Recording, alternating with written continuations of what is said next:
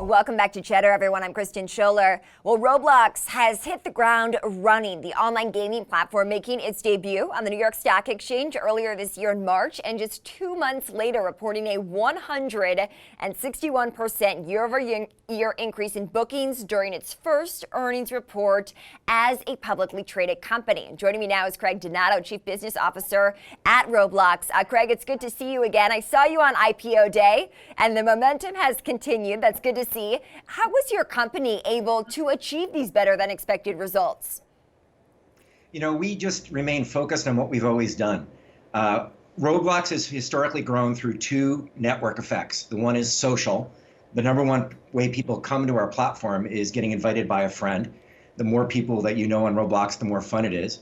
And the second is a UGC network effect, user-generated content network effect.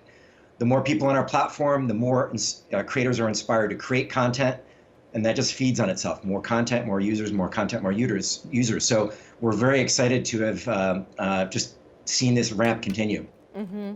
You know, when you joined me just a few months ago, the conversation was about how much some of these young creators, creators under the age of just 13 years old, were making on your platform. Yes, engagement is good for your company, I know. For some of these young creators, though, how have those numbers changed? Are they still making upwards of thousands of dollars by playing on your platform? Yeah, our creators earned $119 million in Q1. And we're on track to pay our creators close to $500 million this year. So we're really excited that our creator community continues to thrive. They're producing more and more new experiences, and the sophistication and quality of those experiences continues to go up. So we're absolutely thrilled. I hear so many stories that preteens, right? People under the age of 13 really do love this platform. They spend a ton of time on it. Exchanging with their friends, buying different things from their friends as well when they create in this particular app. So certainly their earnings are going up. What about your own company? As we enter what is a post-pandemic world, how are you going to keep the numbers moving in the right direction? Yeah, so as a result of COVID, obviously, as we just saw on the stories that you just showed, it's been a very tragic time. And we feel proud during COVID that people were able to turn to Roblox to stay socially connected with their friends while remaining physically apart. So that drove a couple things. Number one, we saw as a result of that our existing users spending more time on our site, as well as the fact that users invited more of their friends onto our platform. So we saw a lot of new users come. As the pandemic winds down, we expect two things to happen. You know, obviously they'll go back to living their life in a more normal way. So we expect time spent per user to return to levels that we saw prior to the pandemic.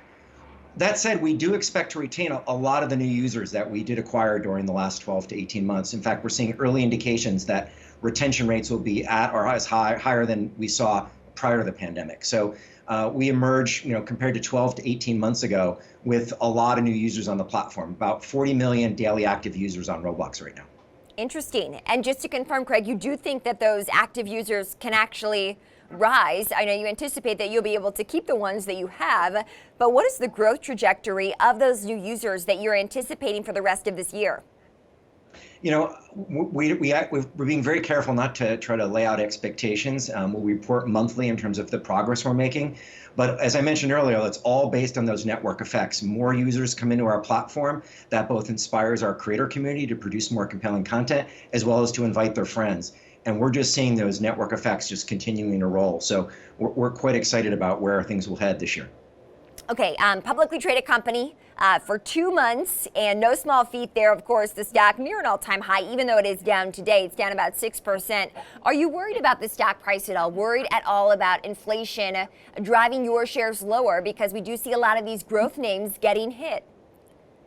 You know, I think some people say this, but we very much believe it. We don't spend time looking at the stock price internally.